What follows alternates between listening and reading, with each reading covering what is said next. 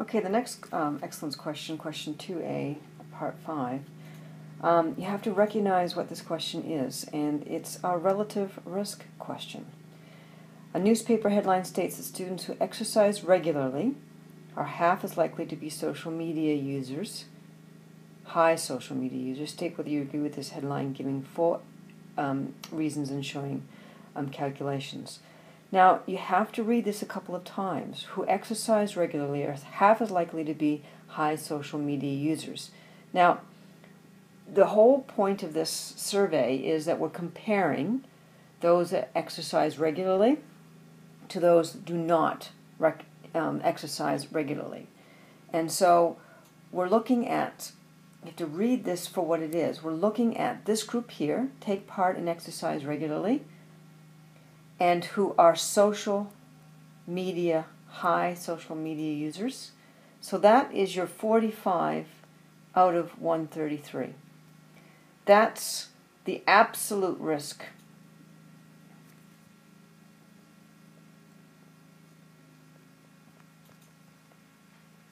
Risk of people who exercise heavily or regularly being high social media users, high. Now, this is a comparison question because it's saying half as likely. They might not say the relative risk. They might just word it like this. Half as likely. Are they going to be half as likely? Well, now we have to look at the people who do not exercise, take part in exercise, do not do that. And so, who are high social media users. So that's this group. 155 of those out of the 357. So that's the exercise regularly, don't exercise regularly. There's 357 of those people, and there's 133 that exercise regularly. Now, of those, we're talking about high social media users. And we're saying that one group is half as likely to be high social media users. So it's a comparison.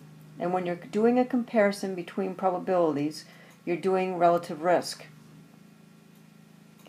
And so relative risk, remember, relative risk, how do you decide who goes where? The group of interest goes on the top.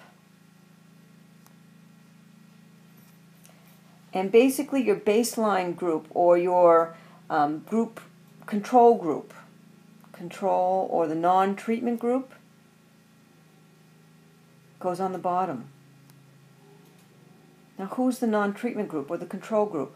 Well, we're actually comparing people who exercise regularly to those who don't exercise regularly.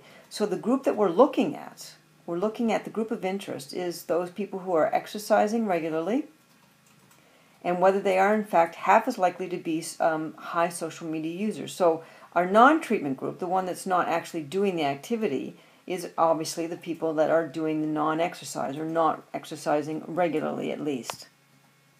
So we've now done absolute risk. Those are the exercisers, regular exercisers, and that's their probability. This is the probability that for the non-regular exercisers that they'll be social media users, high social media users. So relative risk becomes the group of interest, which is the exercisers, over, and this is not a proportion, this is just a comparison, this is like a ratio, divided by the 0.434. So here is my group of interest, the regular exercises, compared to the non-regular exercises and what their risk factor for being social media high users. And when we work that out, we get 0.779, which is greater than 50%. So that's not half, not half. It's over 50%. So that claim is incorrect.